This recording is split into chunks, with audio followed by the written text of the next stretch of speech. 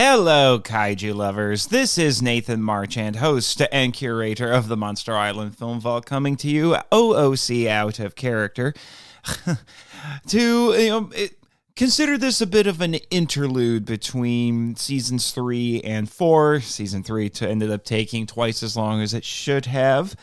But, we were able to crank out a lot of bonus content in the meantime for you this year. I'm recording this sitting in my parents' guest room, having spent the last several days visiting them for the holidays and making quite merry and all of that fun stuff. So I was coming on here because, there's a couple things I want to accomplish with this recording. One is to let everybody know that I am hard at work editing the first few episodes, or first few recordings, I should say, of season 4. To get that started, I just finished. I'm about 2/3 of the way or so. Through the Super Inframan episode, which is going to be the season premiere. And let me tell you, patrons, MIFV Max, you've got some treats coming for you. I highly recommend those of you who haven't joined us on Patreon that you do, so you can hear Danny and I talk about Super Inframuppets. Yes, that was an actual conversation that we had. It's kind of weird rediscovering these things, considering most of these recordings were done almost a year ago, so I've forgotten a lot about stuff. I've slept once since then, as I like to say. So it's been fun for me just going through and editing them, rediscovering them. And the other thing I was going to bring up is that I'm probably going to put this out on the first Wednesday on the regular feed anyway, the first Wednesday of 2024 in January, because I'm still trying to take care of some last second things to make sure everything is ready for season 4 to get started. I got some fine tuning that I have to do, and I have some of the regulars who come on for acting purposes. I'm still trying to collect lines from them, and as usual, life finds a way to screw things up. So, I was running into some minor delays with that, but I assure you, I'm going to make sure that you're getting plenty of content. January is probably going to be very, very full this year because I've got lots of bonus content coming out as well. I'm going to have the season 4 prelude, which is going to be nothing but story. And speaking of that, that's the other thing that's going to be done a little bit differently starting in season 4. I will be posting the story segments separately from the main episodes going forward. So, considering most of those tend to either be cold opens or stingers, it won't affect too much. There's still going to be things like, in the Inframan episode, spoiler warning, there will be a little cameo from Dr. Dorif, and that will be during the episode.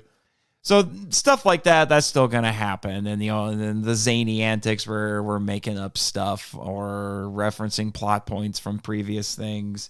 Stuff like that, the wild how I got to the island stories, those are all still going to be there. That's the part of the normal shtick of MIFV. But going forward, those major story segments are going to be separate. And the way I'm going to do it is that if there's supposed to be a cold open, that will be listed, posted technically, like a minute or so before the main episode. So that way, when it comes up in your feed, you'll see that first. If you want to hear it, you can listen to the main episode. And then if there is a stinger, it won't be at the end of the credits. It will be posted a minute after the main part of the episode. For one thing, it'll be, I think, theoretically anyway, it'll be good for the analytics. But if there are any people out there who either don't realize that there's story segments going on, or they're just not interested, they're more interested in the actual film discussions, then they don't have to wade through all of that stuff in order to get to the parts they actually want to. Plus, Podbean is weird about generating YouTube versions of podcast episodes now. It used to not really matter how long your episodes were, and then they capped it in the last, I think, 6 months or so, at least within the last year. They've now put a 3-hour cap on it, and while MIFV rarely gets that far, it was a particular problem for me and Michael on the power trip, because the power trip is a marathon, in case you didn't know. We average 3 hours on that one. So, that made things a little bit frustrating over there. So I'm hoping to kind of curtail that a little bit. And, it'll also give me, I think, a little bit more of a sense of, how much people are invested in the stories, the story portions of the podcast, which I'm not going to stop doing. I love it too much. The storyteller in me just has way too much fun with that. The MIFV is one of the few places where my analytical brain and my creative brain can actually play nice together. So that's definitely not going anywhere. So, like I said, don't worry. We should hopefully not be running into the snags that we did with season 3, where everything was being constantly delayed. Henshin Men and the Power Trip are for the most part done at the moment, so I'm going to be focusing primarily, in terms of my podcast output, I'm going to be focusing primarily on MIFV at this point. So that will be very nice. So you have that to look forward to. And in January, so like I said, we're going to have the Prelude. We're going to have the Inframan episode. We'll have our first Godzilla Redux, which will be Son of Godzilla. And I brought my friend Neil Reeby on for that one. We're also going to do a special bonus episode, because there are 5 Wednesdays in January in 2024. I will be doing a bonus episode with him, because he decided to go nuts and jump to the joke $100 tier level on MIFV, because he really wants to be on the show. So we're going to be doing an episode on MIFV's very first Hammer Films movie. And it's not over, like one of their Frankensteins or their Draculas or whatever. It's actually going to be something kind of harkens back to season 1 a little bit. We're going to be talking about The Abominable Snowman from the 1956, I believe it was, somewhere around there, mid-50s, which, like I said, harkens back to season 1, because we talked about Half Human, and I think I may have mentioned that movie in my discussion, and that it's been a while since I've listened to that episode. So that should be great, and that was a request. I should have mentioned this up front. That was a request by Matt Walsh, but not that Matt Walsh, as you've been hearing us joke on the podcast. So you have a lot to look forward to in January. I think I'm probably only going to have maybe 1 week off from all this madness. But the main reason why I was doing this is because it dawned on me that with all the delays and everything that I've been dealing with, it would be good to catch up on some listener feedback, because we have been getting a lot of listener feedback, and I just felt like, even though a lot of it has been getting discussed in the episodes that I have been recording with all the delays and everything, it just felt less relevant because of that. So I have decided that I'm just going to play a little bit of catch up, and I've got a lot of the feedback that's been coming in the last year, and I'm just going to go back through and review it and, make sure it all gets addressed on the air. There's some interesting things in here. I'm hoping I'm getting everything, not repeating anything. It's been a hot minute. I need to probably come up with a way to properly keep track of what I talk about and what I do talk about, what I don't talk about. So a lot of what we're going to be hearing about initially here some of it goes all the way back to 2021. I'm just making sure, I'm trying to catch all the things that came out during the span of season 3. And this was right before season 3. And it's a lot of the early stuff, like I said, is going to be from Kyoei Toshi. Kyoei, if you're listening to this, I hope you've still been listening to MIFV. And I hope to get more feedback from you. I love getting feedback from you. You've given me some of my favorite feedback because you provide a lot of cultural insights that I, as an American, just don't quite have, despite all of my consumption of Japanese media and the research that I do, which I really appreciate that. And, considering that you've lived in America, you're bilingual, and, you live in a space where you can really talk about stuff. And I do still have funny theories about who you really are, because I know Kyoei Toshi is not your actual name. But I'm going to keep those theories to myself, at least for now. All right. So here's a little something. This goes all the way. This technically goes back to the end of season 2. So Gamera the Brave, and her letter says, Gamera, Little Braves. Hello, Nathan. Just thought I'd let you know that Toto's roar was stock FX from The Land Unknown from 1957, also used in The Deadly Mantis from the same year, but pretty sure it originated with the Rex. That's interesting that you bring that up, Kyoei, because The Deadly Mantis is slated to be covered thanks to Damon Noyes as a Patreon episode. The Kong film in 76 also borrowed it. Peter Cullen might have done some sound for Kong, it's unconfirmed, but not the Toto roar. Query up King Kong roar. It's kind of amazing how many movies have used it. Yes, that is quite true. It was even used in Power Rangers, which is just really wild. So, thanks for that little insight. And then she has a nice little letter here that it's kind of involved. So, like I said, we're going to be doing a lot of catch up on this stuff. So strap in, folks. We're going to be here for a little while. Got another letter from her. This one was in January of 2022. She says, hello, Nathan. I am happy to see the focus on American kaiju films this year. For a lot of them, there isn't much information here. She's talking about Japan. And Giant Monster Messages was the only podcast really looking at them beyond a synopsis. I used to listen to all the English language kaiju pods when there were only 5 or 6, but now there are way too many for that. Smiley face.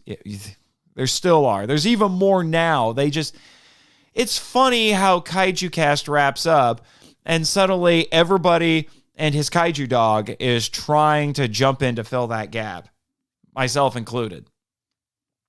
I have over 60 on my phone that I'm subscribed to, no exaggeration. And that's not including the ones that no longer produce anything, at least another 20 or 30. And ones that cover Toku like Ultra, Rider, and Sentai are even more numerous than that. Yeah, I know, I ran 2 of them for a while. Since of course, I'm also listening to Japanese Japanese kaiju pods, way fewer. Most genre pods here focus on Toku in general rather than focusing on kaiju, which reflects the different approach to fandom in the East and West. Very true. That was something that came up. I didn't mention this at the beginning. I had an email from a website called FeedSpot that said that I was number 2 on the top 10 tokusatsu podcast, but I was not on the kaiju list, which just confused me. But yeah, that was MIFV, but Power Trip and Henshin weren't on either of them. So I don't understand how it works. I have a friend who, was also on the list, and he was making a big deal about it. And I'm like, good for you. I just want whatever this is to be legitimate. So I don't know what's going on there.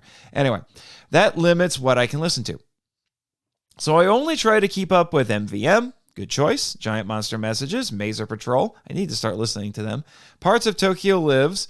3 to 4 eps are a little much. And your show, thank you, along with eps from the other kaiju pods where the subject interests me. G-Force and Odo Island are good too. Yeah, I've listened to them a little bit. I do try to listen to at least one episode from every pod just in case it's doing the kind of thing I'm looking for. But sadly, most are just recapping the films and trying to constantly be comedians. Well, we don't spend a lot of time summarizing the movies here, but we do try to be really funny. I will admit that. We do try really hard to be funny. But, this is why the tagline for the show is seeking entertainment and enlightenment through tokusatsu. Because, we're trying to have a little bit of fun, but we're also trying to take these things seriously as well. So, and then she had a website inquiry that, she jokes, because there was a page. I don't run the website like this anymore, but there was a page for the notes for Gamera the Brave was password protected, and she wanted to know if there was something cool hidden there, like Gamera for Truth. I can dream, right? Yeah, we can all dream. Although there was a clip of it that made it onto YouTube, and she says, "I hope you have a wonderful year of the Taiga." Yeah, and then I talked to her, I responded to her about that. Let me see, is there anything else relevant? Nope, that's all there is there. And let me see. So that was just kind of her general feedback on Amerikaiju. And then this was something, let me see. Oh, what episode was this from? I think it was, I don't quite remember. Well, it was an early episode. There was an episode at some point around then where I was talking about the whole thing with the Japanese taking their shoes off in, basically all the media that I'd seen. So she was responding to that and offered some clarification, which I really appreciated. She says, "Hello, Nathan. Happy to report that your reporting on shoes and suicide in the latest ep was just fine." Smiley face. Oh, winky face. "It covered the general philosophy well. The Genkan, the entry where you actually take off and place your shoes, is considered outside and not part of the house for the reasons you cited, even though it is inside. For a more practical reason, lots of houses in Japan used to, and still do, use tatami mats for flooring, and we sit on the floor a lot as well. Tatami mats are expensive and a real pain to clean, and you don't want some slob tracking mud all over a bunch of them. And of course, no one wants the floor to be dirty when you're sitting or they're eating on it, gathered around a kotatsu in winter, putting down a futon, gaming, or fooling around. So, removing shoes keeps all the dirt, mud, and other stuff off your floor. In big apartment buildings, it also makes things a lot quieter for the people living beneath you. As someone who lives in a downstairs apartment, I know that all too well. Trust me. The patrons, the MIFV Max members on Patreon have heard me make, at least I think, maybe I haven't started posting those yet, but you'll be hearing me make reference a lot to really loud neighbors upstairs in the cut audio, the blooper reels. So it's win-win from a practical and philosophical viewpoint. As to Inoshiro Honda, I'm guessing this was probably for our Godzilla Redux episode.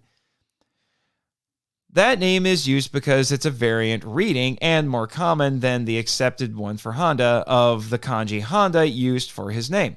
As you know, virtually every kanji character in Japanese has different pronunciations, sometimes up to 18 or more if you're using and hopefully I say this right, Jinmeiyu kanji. That's why name cards and business cards are important here. They contain a kana gloss for the kanji in your name so people you just met will know how to pronounce it properly. Inoshiro isn't necessarily wrong. There are video and interviews with Honda where people use Inoshiro and he's fine with it, so it's possible he used both. I would comment on the symbology of the characters in question, and she has them here, as being perfect for Honda considering his treatment of comfort women in the Great Pacific War. It's the base for wild boar / pig, but that's a matter for another day. Have a great Tora year. Yeah, and I'm not getting into the whole, Honda and the comfort women thing. I have my opinions on it.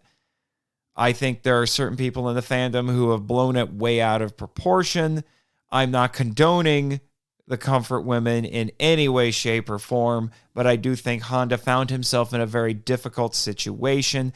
I have been trying to figure out for a while what the penalty for insubordination was in the Japanese Imperial military during World War II.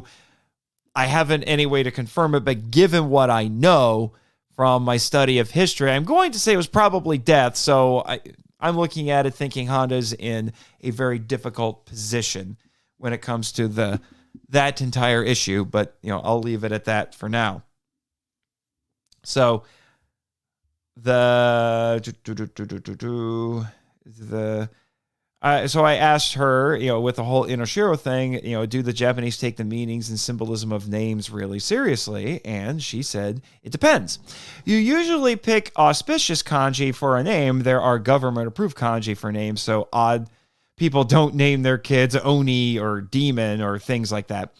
People go to fortune tellers, Shinto priests, or Buddhist monks to help them choose. You don't really take a name literally in everyday life, like depending on kanji, Ayako can mean shining child. Nobody is going to think that. Ayako is just a name, just like in English you don't expect Mr. Black to be black.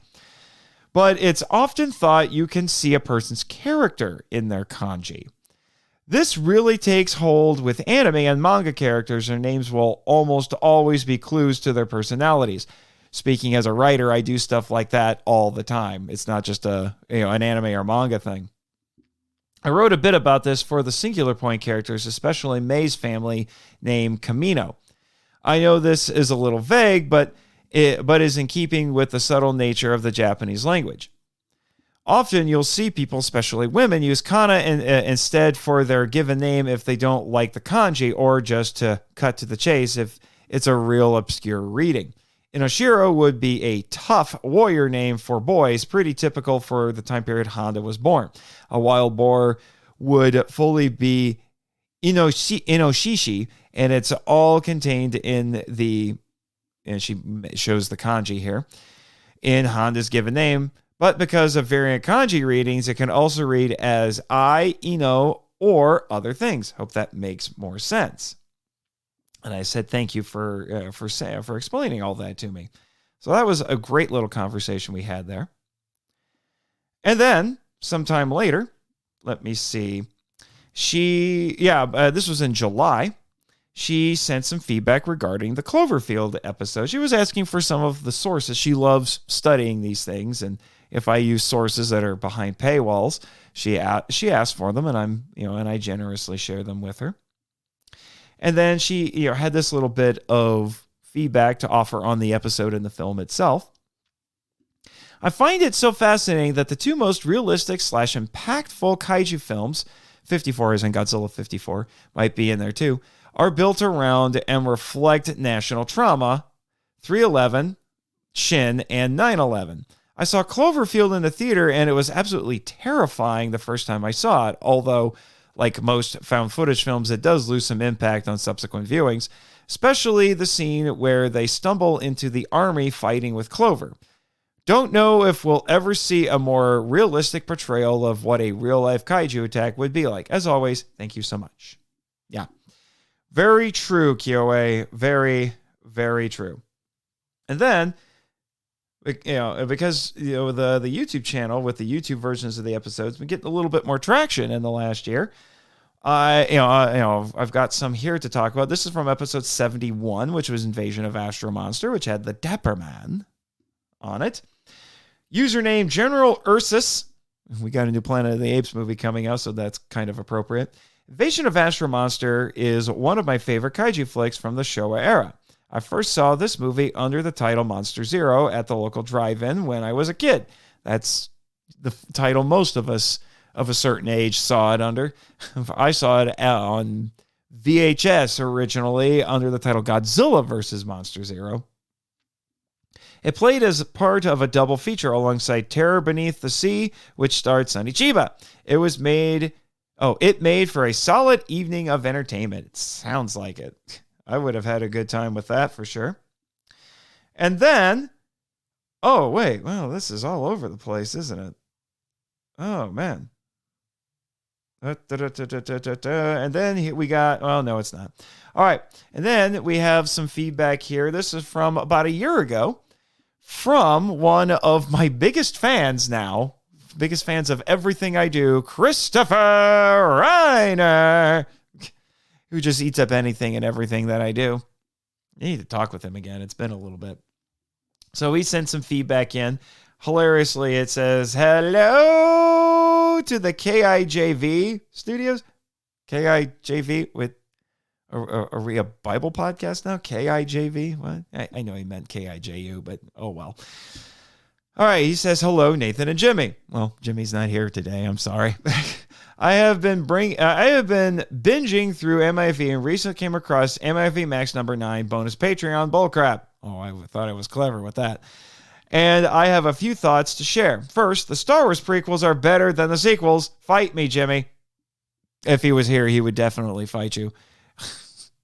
For sure. Oh, that would be so triggering. Second, you and Danny talking about a modern take on Jet Jaguar, and it got my weird little brain a-churning. Here is how I would adapt Jet Jaguar for the Monsterverse.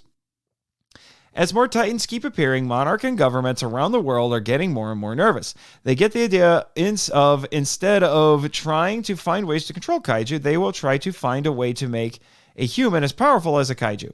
I would have a jet fighter pilot with the call sign Jaguar volunteer for the project in Steve Rogers kind of fashion.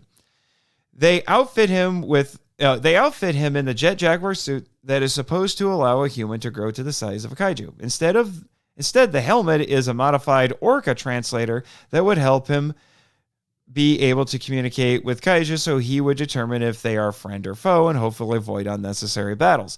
The suit works, but there is a catch. It hurts a lot, and it puts a strain on his internal organs, so they start to fail and have to be replaced with cybernetics. This would take place over the course of several movies. He would end up befriending some of the kaiju like Godzilla, Kong, Mothra, etc., and help to defeat others. However, the more he uses the suit, the more machine he is forced to become until at last, in a battle, his brain would, which is the only organic part he has left, gives out and he falls over, which causes great rage and sadness among his kaiju friends. However, Monarch has been planning for this and has been copying his brain frequencies into his cybernetic brain, which they put in the now fully robot.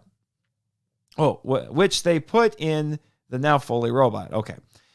When Jet Jaguar next appears, the kaiju realize he is not the same and does not trust the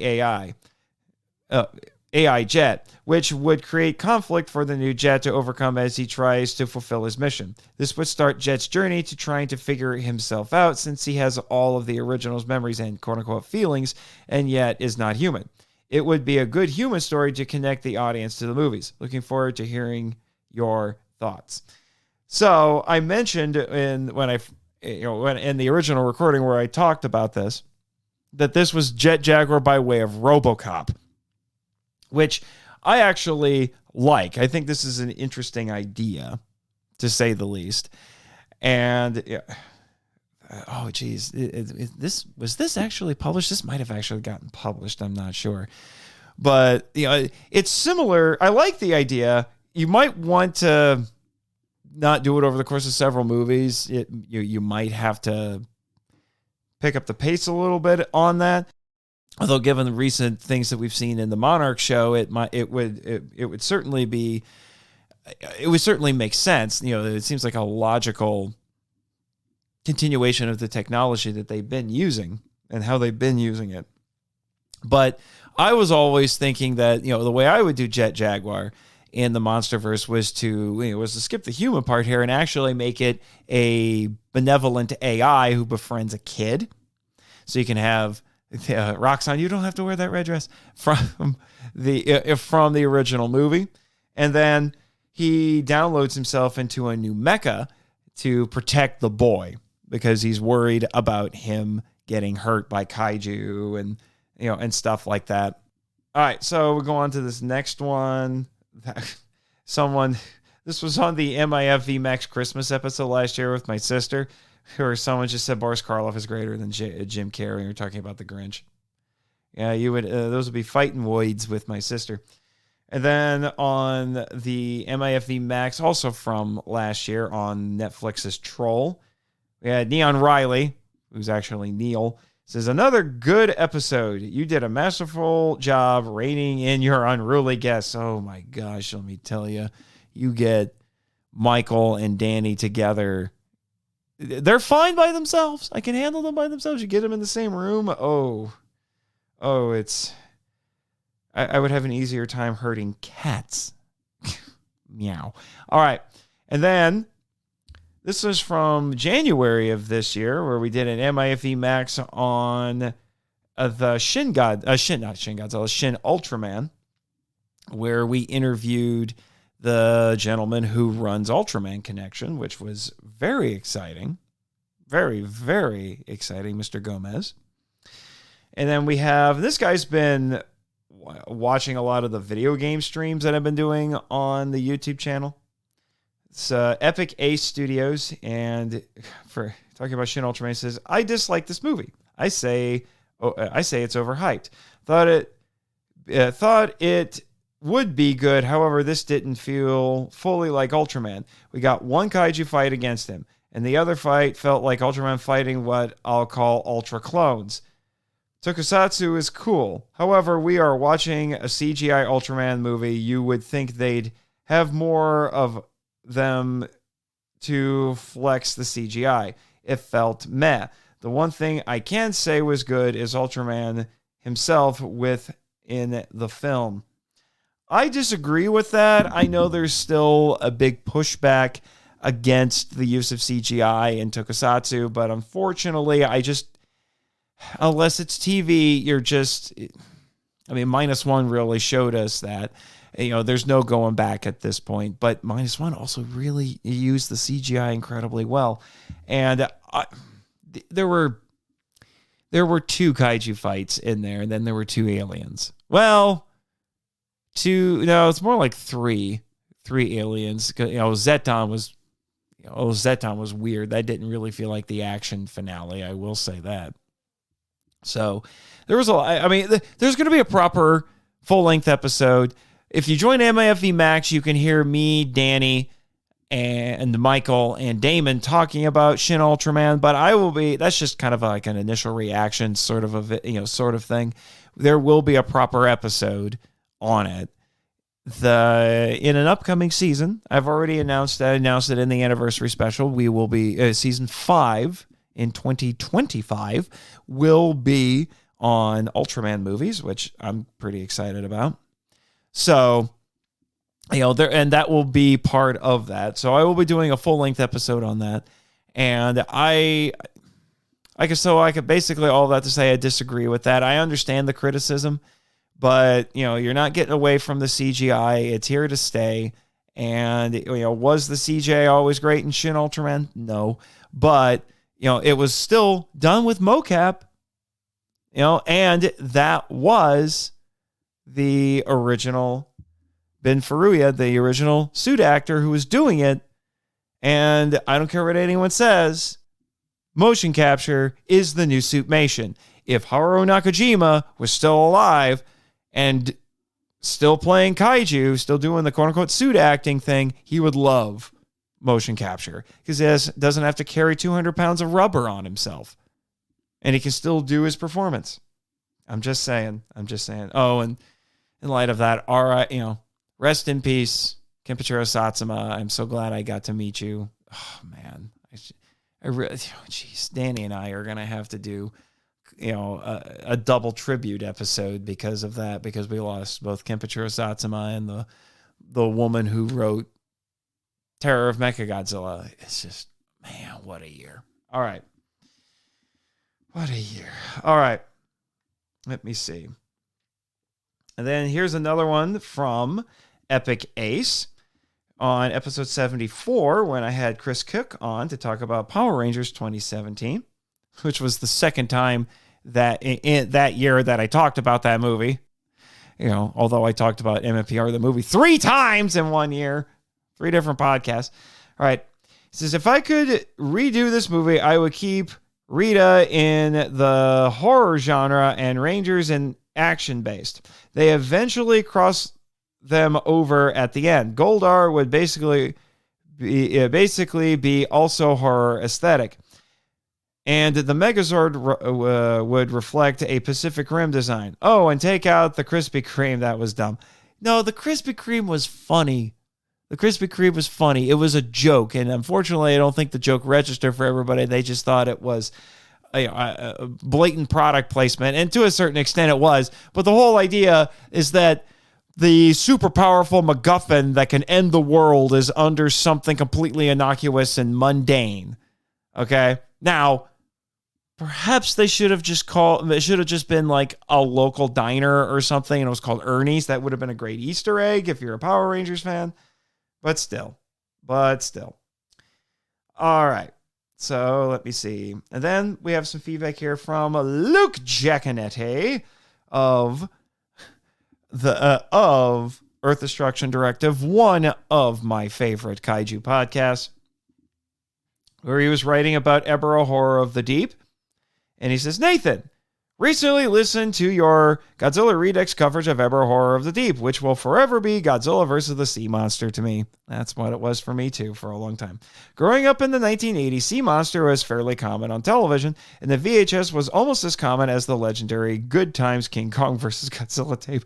Oh, man, yeah, where they photoshopped completely unrelated versions of both characters into the... Oh, my gosh, that is kind of an epic cover. It sits upon a throne of lies, but still epic. For many years, it was not a film which I particularly enjoyed. My earliest exposure to Godzilla came at approximately age 4 when I saw Godzilla King of the Monsters, Ghidorah the Three-Headed Monster Rodan, and Godzilla vs. Monster Zero. Yeah, we talked about that because Luke has been on Jack Onetti, but Luke has been on the show a few times, and he's shared this story. Given that introduction, it was not too surprising that the Island movies did not hold the same level of appeal. Oh, sure, I like them. And if they were on Super Scary Saturdays with Grandpa on the Superstation WTBS or Captain Video over on the USA Network, I would gladly watch them, but I definitely rank them below these earlier films. While I do consider those pre-Island films to be superior, I have come to appreciate Sea Monster much more in the intervening years. The change in setting, creative team, pacing, and tone of the film do a good job of differentiating it from the early entries and give it a unique atmosphere. The film has a very summery, like the season, light nature, making for an easygoing viewing experience, which would be repeated again in Son of Godzilla, another film I have critically reevaluated as I have gotten older. That happens to all of us with a lot of these, I'm noticing. It is still true that Ebera is not much of a threat to Godzilla, but I have come to view this film as Godzilla dealing with a lot of enemies, as I said when I covered the film on Earth Destruction Directive. In this entry, Godzilla battles a condor, a crustacean, and communists! I love the alliteration there. Communists! Godzilla versus communism. That's somebody's academic essay. It might end up being my academic essay. Although, actually, no, I actually have read essays that deal with that. Thinking of you, Alex Rushdie. He actually wrote something that was kind of like that for this movie. All in a day's work for the King of the Monsters. As my brother Jason has said before, somewhere on some alternate universe, this was the start of Toho's King Kong series, and to that I say, man, I'd like to visit that universe. King Kong would have worked really well in this film, and Ebera is certainly a threat to the mammalian Kong, as we saw in Godzilla vs. Kong during the battle at sea. But we don't live in that universe. We live in our own universe. And all things considered, Godzilla vs. the Ebera Horror of the Deep remains a worthwhile, entertaining entry in the Godzilla series. In closing, all I can say is, fix that whoop whoop noise. Thanks, Luke, host of Earth Destruction Directive podcast. Excuse me. Sorry about that. I should have hit my mute button for that. Coughs are so rude. But anyway, I agree with what you're saying, and that was a really fun episode too. I had the Matters on and Brendan Morley of Autistic Lizard Productions. It was just a really great episode overall, and I can't remember exactly where I was in my quest to see all the Godzilla films when I came across that one.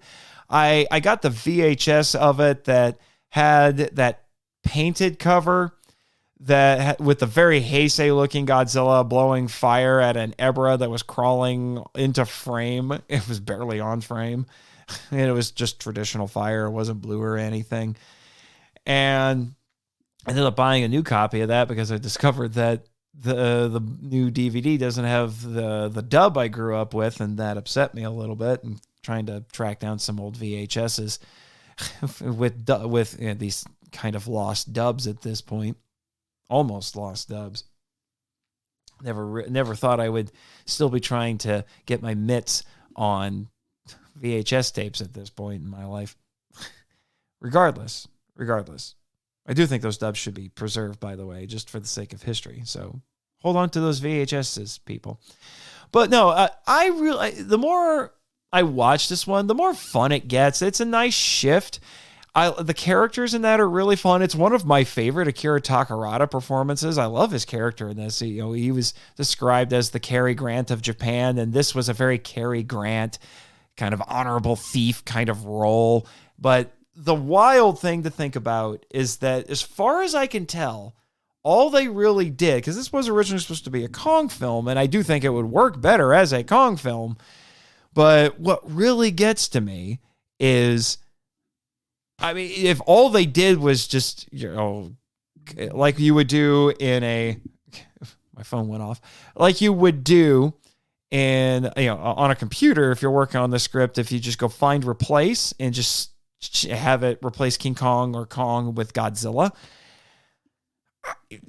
that means Kong could have met Mothra. I said that in the episode. It's just a wild idea to think about. And I do wonder what a series of Kong films made by Toho would have looked like, or if it would have lasted. I mean, it's just, there's a lot of interesting questions to try to play around with it, with that just ridiculous idea.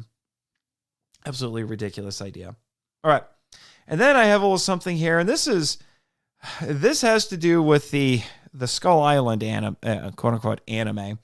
This is from Diego D, who sent feedback before, and he politely reminded me that I owed him a copy of my just a kaiju novella Destroyer, which I co-wrote with Nick and Natasha Hayden, Timothy Deal, which you should definitely go out and pick up a copy of that. I even read a chapter in a previous season 1 bonus episode. So definitely go check that out. But I did send him the book finally, and I sent him a little bonus. I sent him a copy of another book I co-wrote with Nick and also our friend Aaron Brosman. Came out of the same project as Destroyer. It's called Zorzum and the God Who Devours, which was published by Wild Hunt Press. You should also go get that one. If you like Conan the Barbarian, Zorzum is cooler than Conan, if I do say so myself. Basically, it's Conan meets Tarzan meets Samson. I know that sounds ridiculous, but it works. Anyway, back to the email. He says, "Good day." And I have to say, another thing that was nice about getting this email is that it showed me that apparently a lot of emails that have been getting sent to me, which is to the old email address, which I'm dropping that now. If people still use, I'll still let it stay active, but the whole feedback at monsterislandfilmvault.com, it's been a little bit troublesome with that. It keeps getting sent to the spam folder. Whenever somebody emails that, and then it gets sent to the podcast's regular email. So, from now on, just send it to monsterislandfilmvault@gmail.com. Please. That's how I'm going to change that in the credits for the next episode, because I'm wondering if I lost some because they got sent to the spam folder and I didn't check. Because I had to fish this email out of the spam folder. Anyway, he says, "Good day. This past weekend, I got around to watching all of Skull Island and listened to your podcast with the Cellcast finally. While I agree that the series was unbalanced, weird, unexplainable, and also fun at times, I'm not sure what to make of your," it says comment, it says rant regarding boss girls and no one wanting to see them. This is going to be an interesting one, folks. Strap in. "Yes, there is no way a kid left alone with a dog at the age of 3 should have mastery of English, lore, and medicine of multiple mystical islands. But for that kid to grow up and be self-centered and a putz, no one is perfect. For Charlie, or the other forgettable teenager, to go gaga over the first girl he's seen since he's been on a boat for months, hormones will do that." Okay, I'll grant you that. Back to the boss girl comment. "Is it because you have issues with your quote-unquote pseudo-sister and just going on with a bit, or Do they have a reason for, or do you have a reason for the comment? What examples of boss girl in TV movies set you back? Ahsoka, Alita, Mothra, Min Kwan, Lara Croft, Peggy Carter, Scarlet Witch, Laiha Toba. Other than that, I wish you well, and in no way am I writing because I still haven't received my copy of the book. I was bribed for being one of your first people to put a review on iTunes. Yeah. And he says, hi, Jimmy. But no, I did make sure to get him his book. And he also congratulated me in one of his replies on 4 years of work. Remember, he doesn't remember when he started listening to my to the podcast, but he's pretty sure it was because the pandemic was most likely just after Kaiju Cast had done their final show.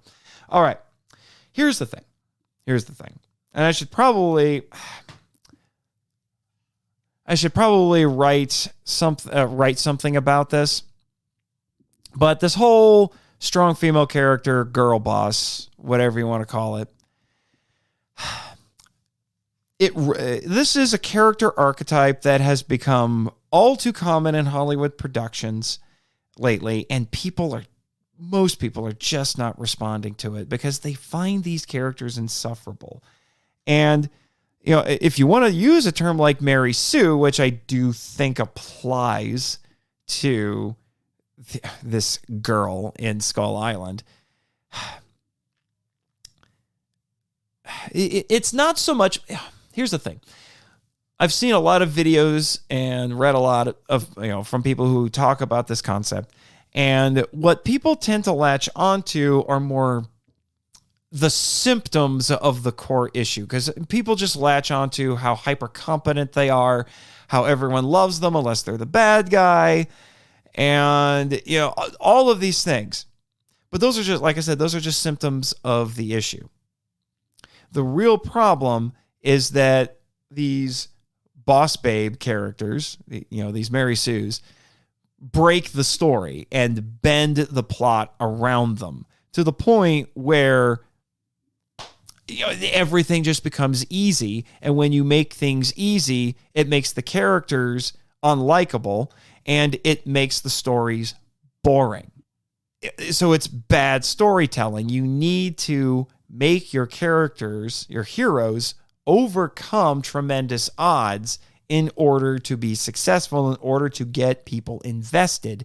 If everything is easy for them, then no one is going to care. That's what you do for villains. You put the odds in favor of the villains because they are the obstacle that must be overcome. And unfortunately, a lot of these heroines are written like villains, which is why most people, I'll qualify it, why most people don't like them. And this girl in Skull Island is insufferable. She's incredibly rude. And if you really want to hear the diatribe, you can just go listen to that episode. But I will clarify that, if they had humbled her, if they had made her go on a journey where she's like, okay, I can't just keep acting like this, because this is just not how people typically act, because I have been away for a really long time. I've been surviving. It's hardened me. There needs to be a level of self-awareness with her and a level of growth from her. And we didn't see that. She was insufferable the entire time. And I don't understand how, even if Charlie, even if he is a hormonal teenager, even if he thought she was pretty or whatever, and he's like, oh my gosh, the first girl I've seen in months. I get it. I'm a guy. I understand that. I used to be a teenage boy. Some people still think I act like a teenage boy, but I understand that. I get it. Hormones will do stuff like that to you. But I would think her insufferability would kill that attraction if you are even have a remote amount of sense in you. And if not, then Charlie is the biggest idiot I've ever seen. I'm just saying. So there's just a lot of things that just don't ring true with this. And the other examples that you brought up in there, I would not classify a lot of them under the quote unquote boss girl umbrella, as people have come to understand them. Ahsoka, I know some people argue that she's a quote-unquote Mary Sue. I don't know if I would quite go there. I do think that there is a possibility she might end up there, depending on how she gets handled. And I haven't watched the Ahsoka show yet, but I've heard mixed responses to it, and I've heard some arguments saying that she might be getting trended in that direction. Alita of Alita Battle Angel, she's not a boss babe. She's not a boss babe at all. She's as traditional a superheroine as you can get. And I don't care what anyone says. There were people who were flipping out because she looked she looked and behaved traditionally feminine in the show. And she dared have an athletic body and everything. And that's objectifying her, blah blah blah. It's like, no, she's giving herself. She is an android, admittedly. She's giving herself the kind of human body that would be necessary to do all of the flip-de-doos and martial arts moves that she's got to do because she's got to do the action heroine stuff. It's just how it works. Unless there's ridiculous superpowers compensating for it, an out-of-shape woman is not going to be able to be an action hero. And I know that there are exceptions, that you can point to where, again, thanks to superpowers, it's offset, but still, you need to have the appropriate physicality in order to do it. And then let me see what's it. Mothra? I've never once thought of Mothra as a boss babe. Never. Mothra doesn't fit that at all. She's a benevolent goddess. And a mother. Because she mothers the larva. And she's self-sacrificial and all that. She is as opposite of that idea as you can get. Ming Quan? Oh, man. Now I'm going to have to do research to remind myself who all these characters are. Let's see. Ming Quan. I know the name sounds familiar. I should know who she is. Ming Quan. That's right. The name sounds familiar. I need to turn in my nerd card. Yeah, from Power Rangers, Once and Always. No, she's not, because she goes through an actual hero's journey. Yeah, she's being held back by her father figures because they don't want her getting involved in something that they think is dangerous, and because they don't want her going down the path of revenge because they know that can and will destroy her, even though she is competent. She trains herself, and she's trained implicitly, it seems, is trained by her father figures with Billy and with Zach, and we presumably even from her mother, who was Trini before she died. So her competency, I don't mind. But look what happens over the course of that special. She does get reprimanded for being disobedient and for running headlong into a situation she has no business being in. And she is reminded, if you want to be a ranger, if you want to be a hero, you have to be virtuous. And one of those is putting aside your selfish desires and putting aside revenge to do the right thing. And then when we get to the end of the special, and then she tries several times to use her mother's morpher and it doesn't work. The implication, in my personal interpretation, being her mother is saying, you're not there yet. You're not ready because you still are out for yourself. You're still out for revenge. And then what happens at the end? She has a moment of self-sacrifice. She gets a spoiler warning. She gets them, and the morpher works. She inherits her mother's mantle and becomes a Power Ranger. She earned that. It wasn't handed to her, as usually happens with these so-called boss babes.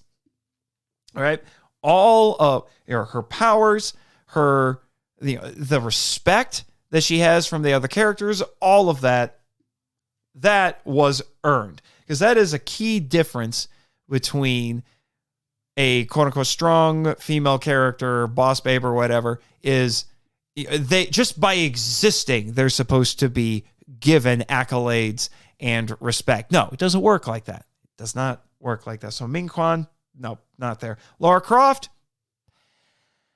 I admit that I don't know enough about Lara Croft to really comment. I know that there is a big controversy now concerning the original Lara Croft, who was this buxom bombshell, and the newer one, who's more of a girl next door sort of thing. I have played the games a little bit. I've seen the Angelina Jolie movies. I haven't seen the new one yet. So I don't know what to comment on with that. My understanding is that the original Lara Croft is, has her foibles. She tends to she's reckless and just runs into danger and things like that. So I'm not bothered so much about that. More people talk about the new Lara Croft more from the perspective of them. Not that she's a boss babe, but because they feel like they are denigrating the character and, taking away her femininity. So, but not in a boss babe sort of a way. They're just making her more masculine and a little bit pathetic, stuff like that. Peggy Carter? I don't mind Peggy Carter at all. I love Peggy. I think Peggy is great. Peggy was a great supporting character. And if we're just going to talk about not the comic book version, but we're going to talk about the MCU version, she was great in in those Captain America movies. She was a wonderful match for Steve Rogers. I was rooting for them. She's a strong-willed woman for sure, but she's not disrespectful, and she's competing with a bunch of men for sure, but she's not neglecting her femininity. She is more than happy to help Steve, and she falls in love with who Steve really is. She doesn't fall in love with him for being the muscle-bound superhero, because she realized that Steve was a hero before he got the injection and before he got the super soldier serum. And then you look at her in her show, and she's great in that. She's mourning the loss of Steve. She's wondering, she wants to connect with another man. She has actual emotion. She behaves like a real person. That's the other problem. That's the problem with the girl from Skull Island. That's the problem with these boss babe sort of characters. They tend to acrobatic. I know this is the go-to example, but it's the easiest example, the most prominent example I can point to. But you look at not Peggy Carter. Oh, Captain Carter is technically a separate character, but anyway, not Peggy.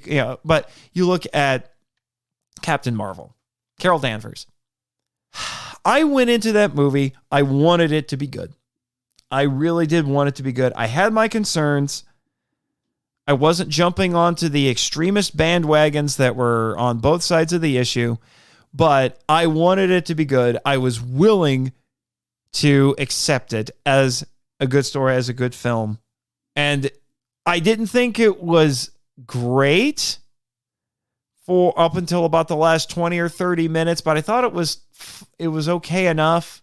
And then it lost me when she unlocked the full potential of her powers and just mopped the floor with everybody. And I'm like, I am checked out because I don't care. She's just winning. And then the movie had the audacity to tease me with her potentially fighting I can't remember his name. He was the bad guy in the first Guardians of the Galaxy movie. Frick. But, because we'd seen him before. We knew he was tough. He could hold an infinity gem and not die. All that sort of stuff. It's going to bug me till I remember his name. Okay, you know what? I'm just going to look it up.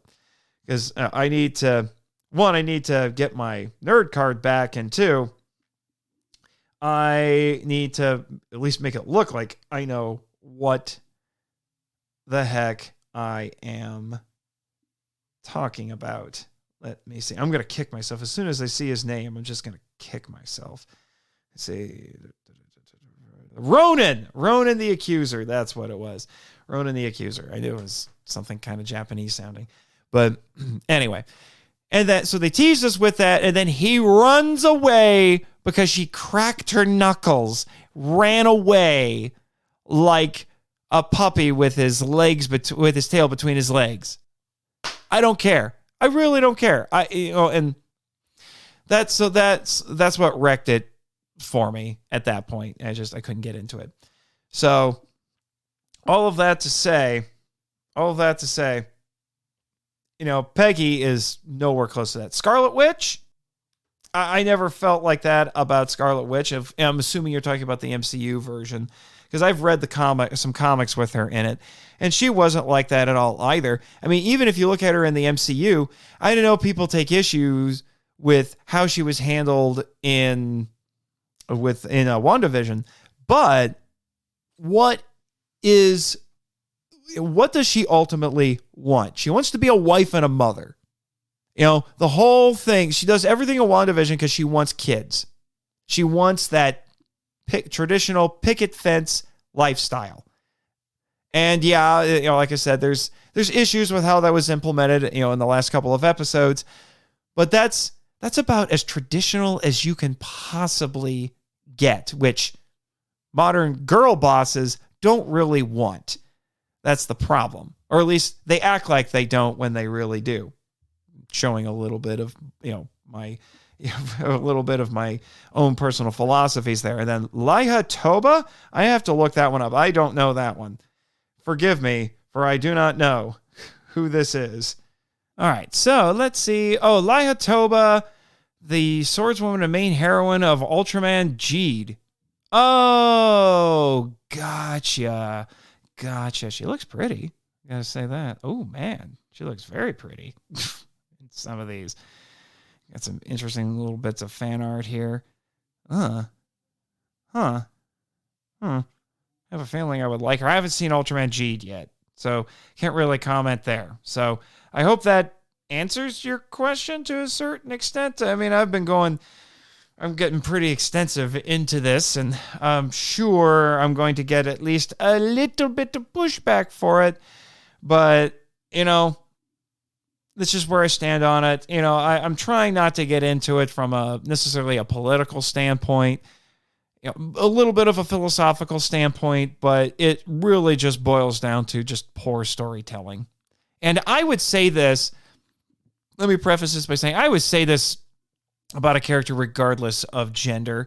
I don't know if I mentioned this in the Skull Island coverage or not, but there is a character who is male, who I feel the exact same way about.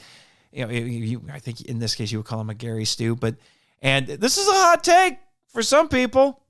This is a really major hot take for some people, but I can't remember his name now suddenly. I hate him so much. I completely forgot his name. Hold on a second. But it's the protagonist from Ready Player One.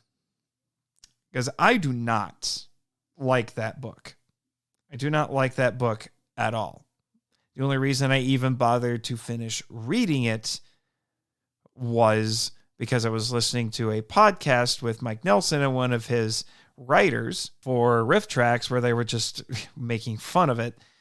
So, which was the only reason I could even get into it, because the main reason being, Parzival, that's right, Wade Owen Watts, or Parzival, is because Parzival is insufferable. Holy crap, he is insufferable. And there were a lot of other problems I had with the book, but the main thing was that he was insufferable. He was hyper competent. He had the combined nerdy knowledge of me and like my 5 nerdiest friends. It made no sense. It was absolutely insane. And it just, I could do an entire rant master on that book. Don't get me started. So, like I said, this is not based purely on gender. It's just that, unfortunately, it's become all too common with female characters. All right? Okay. I hope I have explained myself well enough to you for that. Like I said, if you really want to hear more, go check out the episode on it, and you'll get a more thorough examination of it. And then, this is interesting. I've kind of been doing this quietly, and I still need to finish doing this, but I have also been starting to upload the episodes, the YouTube versions of the episodes, also onto Rumble. And then out of nowhere, I got a comment on Rumble. I haven't really been promoting it much over there on Rumble. It's just there, but somebody found it and listened to it and left a comment on episode 68. a guy by the name of Alaskan Marxist, which I'm assuming is meant to be ironic, given what he writes here. But, quote, I've been listening to most of this so far, and I'm actually writing a story that is supposed to be a direct sequel to this movie, Cloverfield. But I'm actually trying to tie it to the real-life war on terror and the endless wars we keep getting ourselves into. I'm trying to include themes of extreme government corruption and conspiracies. It's a very ambitious project, but I'm feeling hopeful about it. That sounds exciting to me. I'd love to see some stuff like that. I'm not opposed to politics being covered in tokusatsu and kaiju, even having political themes. Look at Shin Godzilla. I think it works pretty effectively there, So and it's in Cloverfield, but it's more implied than anything else. So I would be really curious to see how you're going to make something like that work, and would Clover still be in it? Would there be monsters in it? That could be really interesting. So that's the most recent bit of feedback that I have received. However, I am going to... Let's see, here's the correct app. I'm going to go check on the comments that I have been seeing on... I'm going to go check to make sure that, there are some other YouTube comments that I make sure I cover in here. Okay, so just to make sure I've covered everything, because it's possible I haven't. All right. Dune Boone on episode 57 on Rodan, which had Kaiju Kim. It's interesting that you have pointed out that Rodan seems like two movies. When I first saw the movie on TV, I missed the first half. By then, the Mega Neuron were no longer a part of the story. The second time I saw the movie, I saw it from the beginning. The whole subplot around the Mega Neuron made me wonder if I was watching the right film. I understand that, and I do think that was something that we talked about. And then the same gentleman also commented on episode 22, which was Daimajin. The armor the Daimajin statue wore was from the Kofun period, which spanned from 300 to 530 AD. From the perspective of the characters, the Daimajin statue was about 1,000 years old. Mm-hmm. That is very true. Thank you. Thank you very much for bringing that up. What is this? Bitterine Goji 94 on the episode 57 on Rodan. Surrender, Dorothy! Rodan. We made, Kim and I made that joke in there when he was flying around making a smoke trail. Let's see. That's not... K Zorase 7875 just wrote, a bird as big as a battleship for episode 66, which was on the giant claw. So, yeah, there you go. All right, episode 53. Godzilla raids again with Michael Hamilton.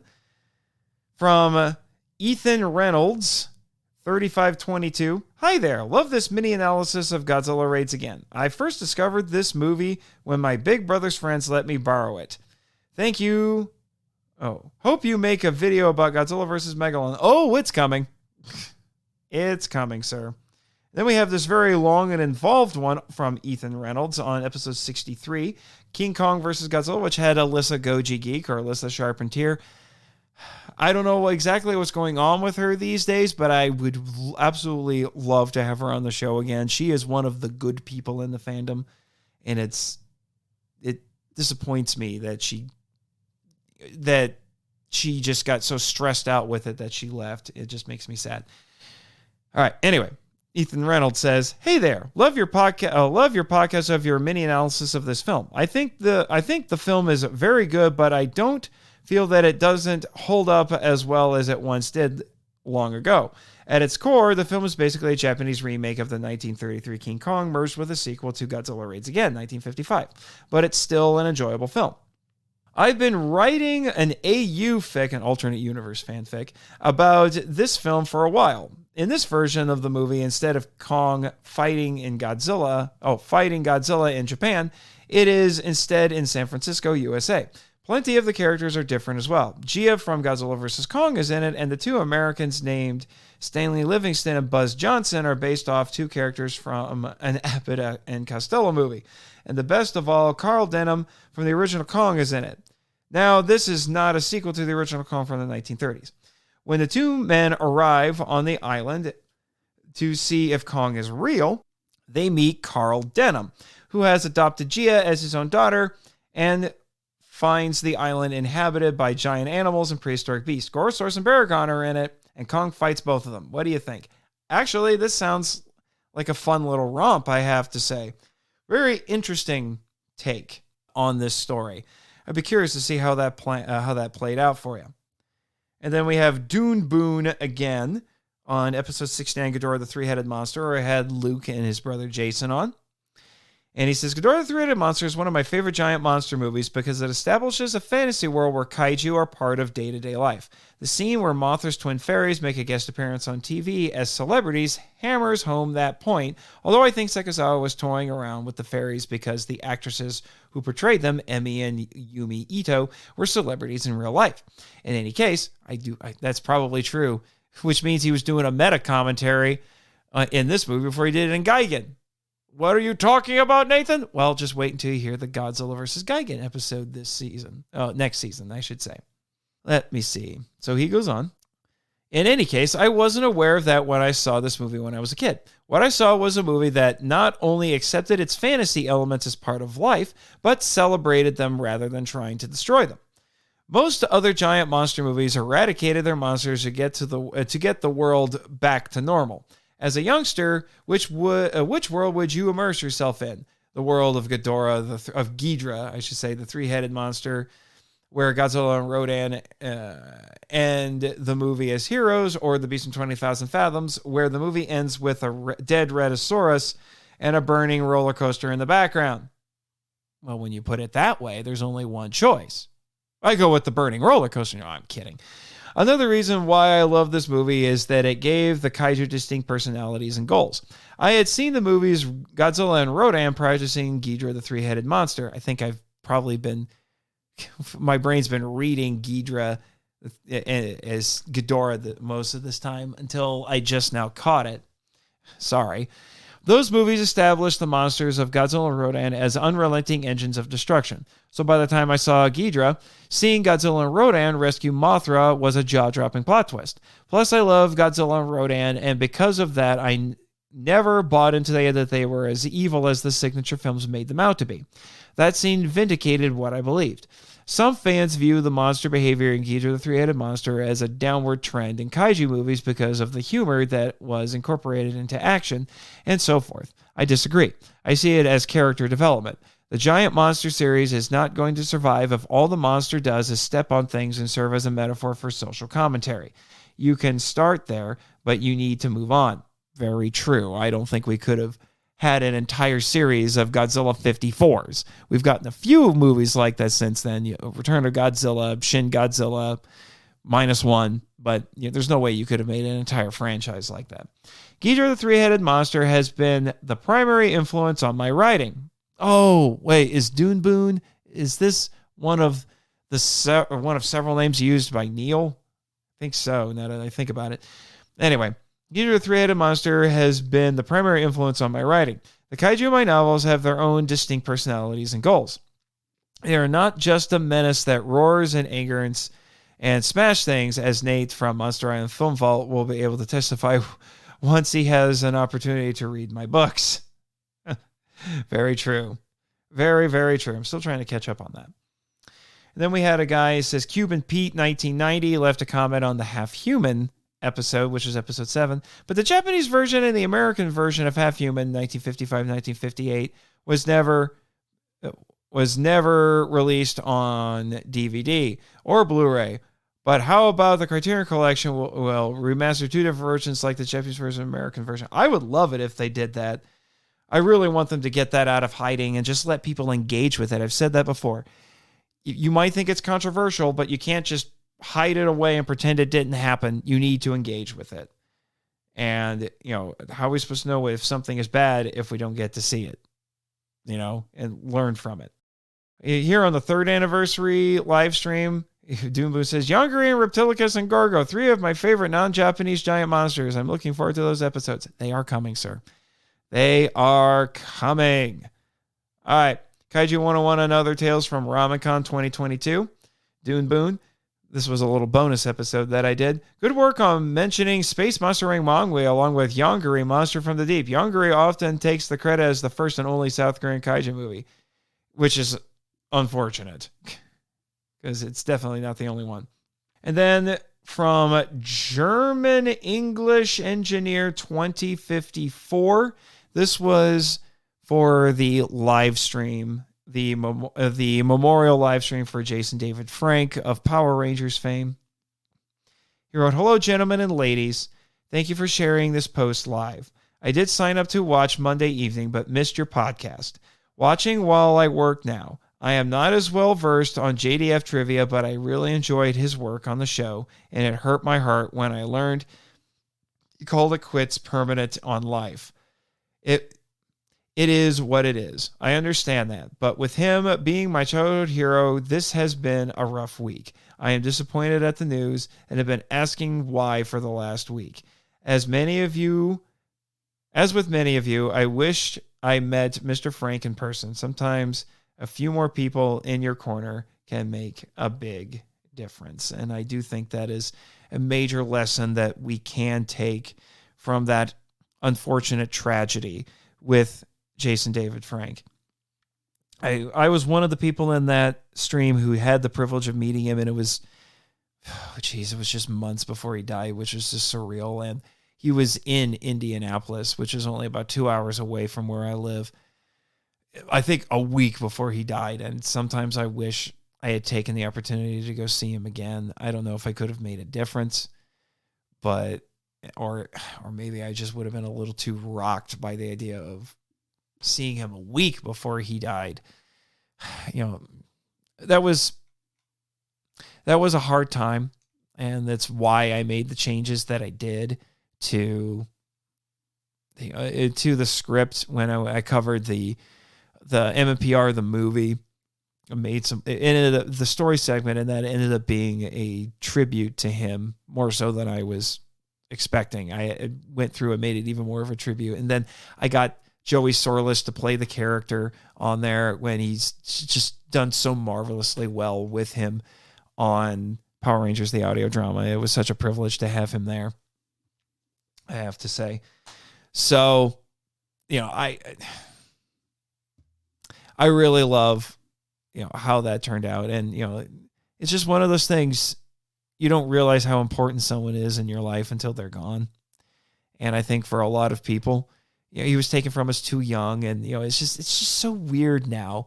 I'm getting to the point in life where a lot of the celebrities, it's funny, I have this wall of this collage on my wall in my apartment, in my living room, this photos of me meeting celebrities. And I feel like at least a third of them now, the ones that are on the wall, they're dead now.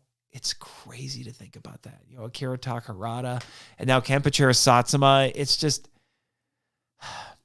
if you want to meet these people, these artists who have worked on the things that you love, do whatever you can to seize upon that opportunity, because you never know if they're still going to be around for you to do it later. We did not expect Jason David Frank to die because he was still pretty young. Wasn't even 50 yet. You would think we got all the time in the world. And then we're reminded that we don't. And it's always a shock when it happens. And I think it should be a shock. Anyone who tells you that you should just be used to death as just a natural part of existence, I disagree. The fact that for most people, death still remains a shock, I think that's a good thing. I think it's a very good thing. If I can put on my Christianity hat here for a few minutes, I personally believe that death was never supposed to be part of God's design for the universe. It was added due to the introduction of sin, and that's why we recoil to it so much. It's because it isn't natural. And any Christians who try to act like death is such a better thing compared to life because we get to go see Jesus in the afterlife, I'm like, I understand the sentiment, but it's weirdly morbid and I think dangerously close to some variation on nihilism, and I reject it wholeheartedly. Rejected it wholeheartedly. So thank you for watching that live stream. And I hope it brought a little bit of comfort and such to you to know that there were other people who were in the same shoes as you, mourning the loss of someone they admired. All right. So the Epic Ace Studios, this was a bonus episode. I reposted the Night of the Lepus episode I did on Kaiju Weekly, which had one of my favorite things that I've ever done as a podcaster, because that was at a time where Kaiju Weekly would make these fake ads that tied in with the episode somehow. And since it was Night of the Lepus, it's an early 70s movie about giant killer rabbits. So I made a fake commercial for the Holy Hand Grenade of Antioch from Monty Python and the Holy Grail, which was used to destroy the killer rabbit. And so he wrote, "Dang, it started with the holiest of bangs." I was very proud of that. Very, very proud of that. And then Epic Ace also, I've already read that one. We talked about Power Rangers 2017. Let me see. That's some more YouTube Shorts things, some spammy things. All right, episode 78, Godzilla versus Biollante, which was a bit of an impromptu episode to help Kim promote her Kickstarter for Erica, which unfortunately didn't quite work, but still. All right, and this is from Luke Giaconetti. He says, for a time, Godzilla vs. Biollante was the ne plus ultra of Godzilla for me. At the time, this film was available in the US on video or HBO, and none of the later ones were, so even after G85, this absolutely blew my mind, and it still holds up now. Thanks for the episode, Nathan. Yeah, you know what? That's something. I'm really glad, in retrospect, given the death of Kenpachiro Satsuma, I'm glad that I was able to, at least on MIFV anyway, talk about one of his movies before his passing, and I wish I had been able to do more. It's one of the things that does kind of bother me about the frequent delays in season 3, is that I could have gotten to more of them. I could have, by this point, gotten into the Heisei series. With Godzilla Redux, I would have talked about Hedorah and Gigan and Megalon, which had him in it.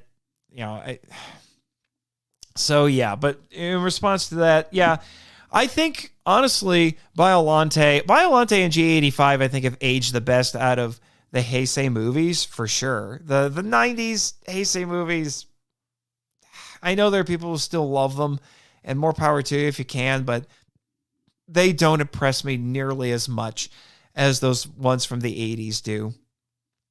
And they still had budgets, and there was still a lot of creativity going into them.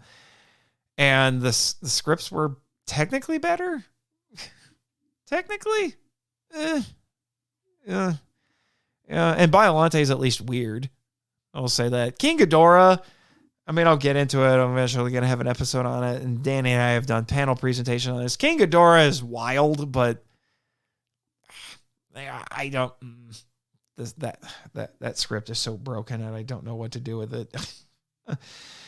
And then speaking of losing people, MIFV Max number 6, I'm remembering Kira Takarada, Julian Boba Fett fan 5226 wrote, I'm so sad when Akira Takarada died. He was one of my favorite Japanese actors. Yeah, it was true for a lot of us. And then Dune Boone left several comments on MIFV Max number 22, which was about G-Fest. Danny and I are talking about G-Fest. And he wrote, I'm pretty sure this is Neil. I'm even more sure this is Neil. So I guess he has 2 accounts, Dune Boone and Neon Riley. The Atricon panel is one of my favorites. It was awesome that you did a deep dive into the issue of Japanese soldiers being left behind on the battlefield after the war was over. As you have mentioned in your panel, some of them were not repatriated until years afterward. The topic fascinates me, and if I could do a remake, I'd dedicate more screen time to that aspect of the film's plot to that subject. And then he also added, The turnout for the writers panel was the same as other years, which was amazing considering Yumiko was the competition. That is pretty amazing. I was a little annoyed that we got put up against by far the most popular celebrity guest there that year, this year, I should say. And we still had a really great turnout. And Dune Boone, Neil, here at the end says, that pizza looks so good, because this was a live stream, so it's got pictures. Yeah, it was really good, Neil. Next year for G-Fest, you need to hang out with me on Thursday and go to the theater and go to Giordano's. That's just our tradition anymore. All right, let me see. You know what? I will read this one. So Joseph Gibson 5902, this was on and this is actually exclusive to YouTube. This was the One Monstrous Moment Rebirth edition. And this was a little something that Bex and I did, talking about Toto from Gamera Rebirth. One Monstrous Moment is a little prompt, I guess you could say, that Ryan, the Omnivore Collins, puts out whenever there's a new major kaiju release. In this case, it was Gamera Rebirth. So this guy says, I'm pretty sure that the Japanese title was Little Braves Gamera, so you're probably right about that meaning the kids. Thank you for that confirmation. And Bex did reply to him and said, that's the only way the title made sense to me, especially focusing on this scene. Thank you so much for watching. Which I think Kyoe actually mentioned a little bit of that, at least in her subject line for the first email that I read, with this coverage. And then one more here. We have a very involved comment from the latest MIFV Max member who has been communicating with me quite frequently on Patreon, which I really appreciate, Edwin Gonzalez. And he wrote on MIFV Max 24, number 24, which was for the 4th anniversary. He says, hey, this is Ed. Call me Zed. Juan Johns. I usually see the aftermath of live streams. Love that I could catch last night. I love the show. Keep up what you're doing. Thank you, Damon, for your voice. You're reflected on what you did, played these games, and let us see a bit of a future. Thank you, Nate. You're one of the great fans who's out there being positive. Thank you so much, Edwin. I really appreciate it. The whole episode is going to be my background noise as I write. Just wanted to clear up the Rogue Sun comment I made. Rogue Sun is this Image comic that's part of their new shared universe. Most, if not all of that, I believe, is written by people who wrote for the Power Rangers Boom comics. Ooh, that sounds exciting. It's part of their Tokusatsu-inspired comics. Oh, man, I wish I could get in on that. I have ideas for Tokusatsu-inspired comics. Even though he has the whole Flaming Knight theme, my favorite part was the Massive Verse. Rogue Sun, and it's S-U-N, by the way, was specifically made by the man who wrote the Ninja Turtles Rangers crossover, Ryan Parrott. It's not a typical superhero tale. The main character Dylan is basically the equivalent of Flash Thompson and Nick from Mystic Force combined. Ooh, that's a dangerous combination. Not the most likable guys, and has a lot of his own issues. He's a jerk, a bully, but has his standards. He inherits his estranged father's role as the rogue son, a hero against the supernatural in New Orleans. Ooh, I have some friends who would find that really exciting. The pages are amazing. The lore they build is insane. You feel for the character, maybe more if you're dealing with certain things in your life, as some people do. I understand that. Literally, there's a story arc as a metaphor for divorce and step-parents.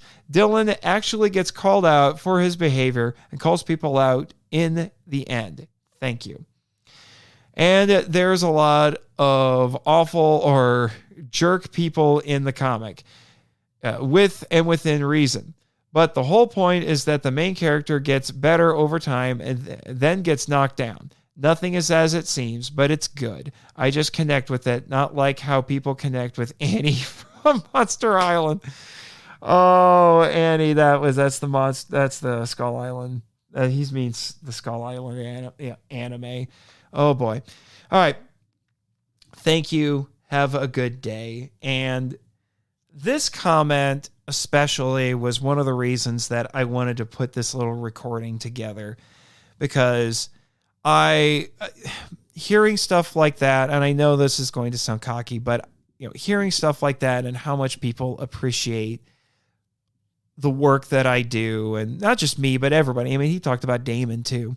And Edwin has been very vocal on Patreon with talking to me about different things and expressing his appreciation for the show, which has been wonderful, because it's nice to know that what I'm putting out into the world is being appreciated, that it's helping people. Edwin has been especially vocal about how he uses it to get through his day.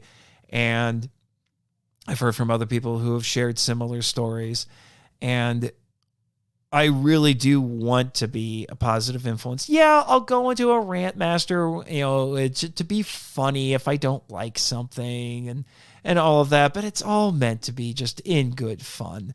I'm not trying to hurt anybody. I'm not trying to annoy anybody. And sometimes people don't get the joke, and that's okay. I'm totally okay with that. I mean, I mentioned that I got some weird reviews on iTunes, but at least I had people who hated me enough to actually write 1-star reviews instead of just leaving 1-star ratings. Just saying. So, like I said, I really appreciate all the feedback that I've gotten, and I wanted to make sure that it was shared on the air. Some of it might have just been shared for the second time. I don't know. If it was, you got a bonus. Congratulations. But I wanted to make sure I got all of that taken care of, because I wanted to keep it timely. I don't want people to wait 2 years to, to get a reply to their email. I just didn't think that was fair, especially with all the, maybe even 3 years. I don't know. Especially with all the delays that have been happening with the show. Because I wanted to express my appreciation to you, the Kaiju Lovers, the listeners, for giving me your time and attention. You don't have to do that. As Kyoe said in that one of those first emails that I read, there are lots of options for you to listen to out there, even in the Kaiju and Tokusatsu sphere in English. So the fact that you have chosen my show and invested that time and attention in it and listening, and then written into me to interact with me in that way, I really appreciate it. And please keep it coming. I love listener feedback. I absolutely adore listener feedback.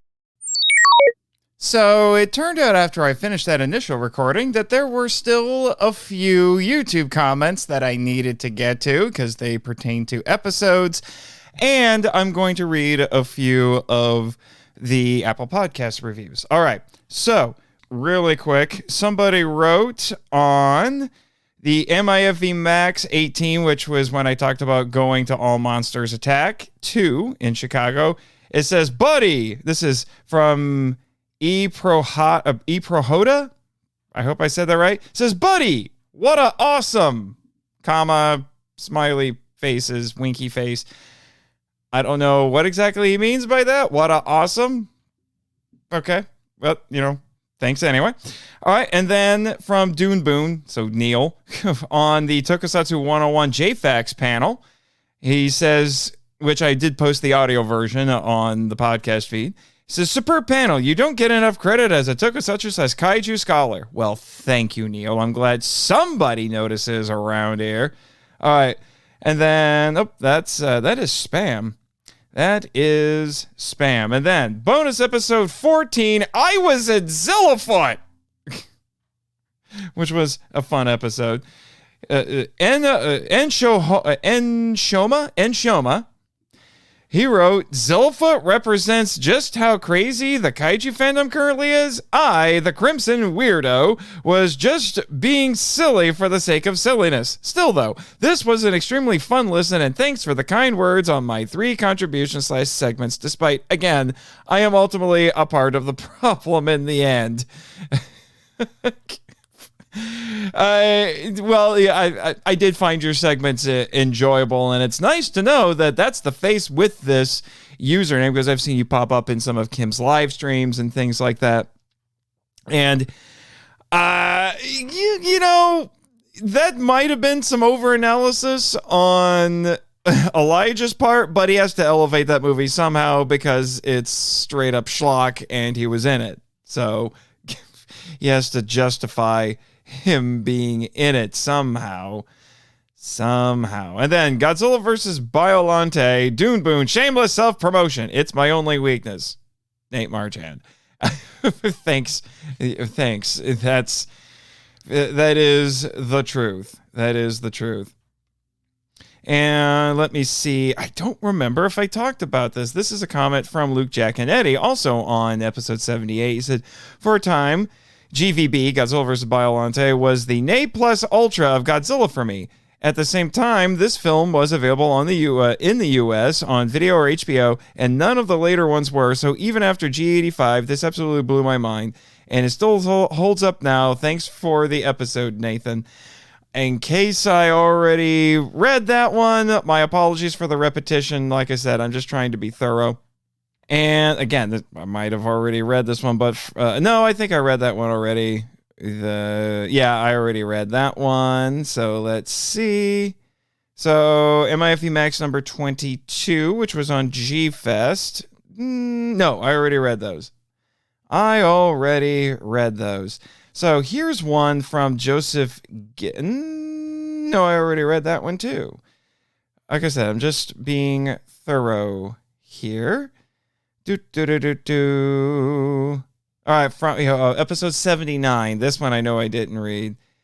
This was for Jurassic Park. This is from Bex, so Redeemed Otaku. It says, this was so much fun. Thank you again for having me on to talk about my favorite movie. You're welcome, Bex, and I always love having you on the show.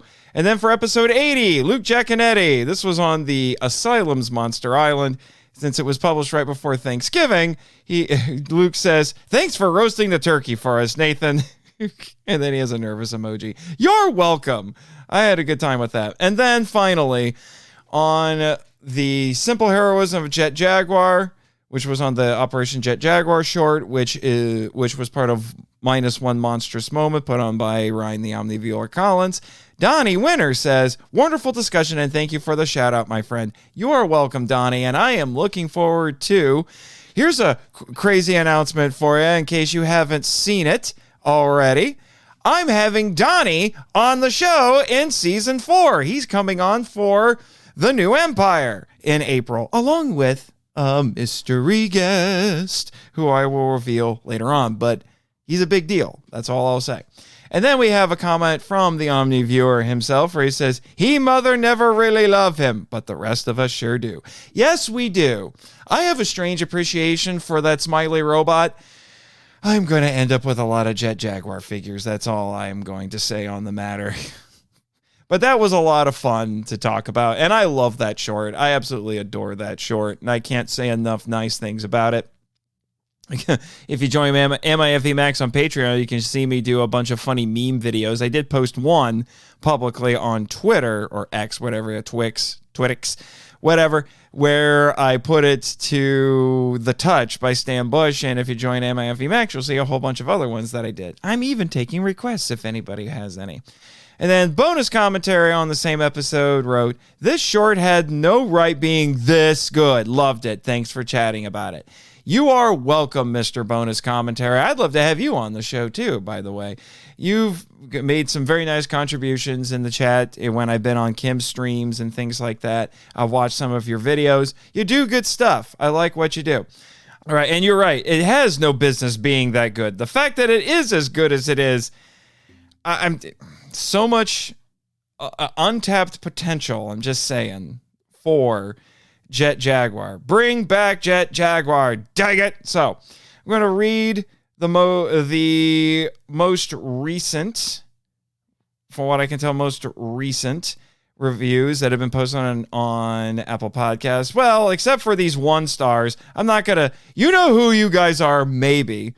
My assumption is that you guys either didn't listen to a single episode or you listened to one, or even if you listen to one, you maybe listen to 5 or 10 minutes. I don't know, because most of your feedback I find highly dubious, to say the least. One is accusing me of trying to proselytize for Christianity. on the show. I don't know what you're talking about. And also, I'm part of a podcaster clique, and we glad hand each other. So you hate me because I have friends. Sir, you need some help. You need some help. You really do. You really do. So anyway, because of those, I find what you say to be highly dubious. But I'll give you credit. You're the only two of my haters who had the guts to actually write a scathing review with their 1-star ratings. So, at least you put your money where your mouth is. I'll give you that. But we got Nasty in the Pasty, who's with the subject line, they got me giggling, said, these folks had me laughing. Thanks, dudes.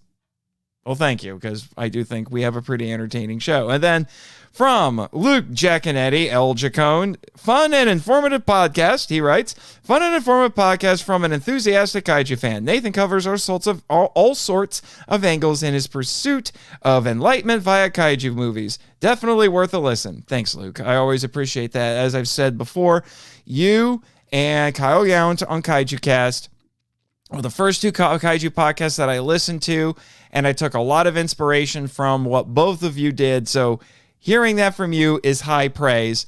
And then we have the Kaiju Rock movie list. Okay. Also 5-star, just like Luke's. Published just last month from Elijah T13.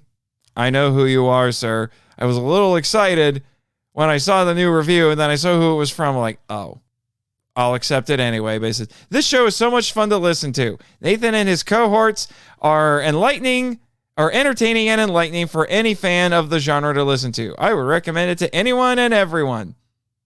I see you're praising yourself a little bit there, sir. All right. With that, we're going to go back to the original recording and finish things up. Leave us comments on YouTube that I can read, or even better, you can email us at monsterislandfilmvault@gmail.com, and as long as you give us permission to do so, I will read them on the air and respond to them on the air. But thanks to this little bonus episode, I'll be able to edit a few things out to tighten things up for the upcoming episodes in season 4. And then hopefully by the time I catch up with where I left off with my recordings for season 4, because I got a little less than half of it done, I'll be able to share even more wonderful feedback from the wonderful Kaiju Lovers and the wonderful, wonderful listeners. I love it. I absolutely love it. 2024 is going to be a great year. I'm sure of it. Merry Christmas. Merry belated Christmas, I should say. Happy belated, I should say, New Year. See you in 2024. Sayonara. Thank you for listening to the Monster Island Film Vault, a podcast produced and hosted by Nate Marchand. If you want to join the discussion and be heard on the show, we'd love to hear from you. So email us at feedback@monsterislandfilmvault.com. Our website is monsterislandfilmvault.com. Follow us on Facebook and Instagram at Monster Island Film Vault, and on Twitter, where our handle is @TheMonsterIsla1. You can subscribe to us on YouTube, Spotify, and TikTok. Follow Jimmy from NASA on Twitter @NASAJimmy, and our many other colorful characters using the links in the show notes. The podcast logo was created by Tyler Souls from TylerDrawsComics.com. Our theme song is Wanderer on the Offensive, live edit by B33J, Sarax, Juan Madrano, and Nonsensical Lexus, which is a remix of Counterattack, Battle with the Colossus, and The Opened Way, Battle with the Colossus by Kootani from the video game Shadow of the Colossus. All film and audio clips belong to their respective copyright holders, and no infringement is intended or implied. Please rate and review us on Apple Podcasts, Spotify, and or Podchaser to spread the word about the show. You can also support us by joining MIFV Max on Patreon. The Monster Island Film Vault is a Moonlighting Ninjas media production. Sayonara!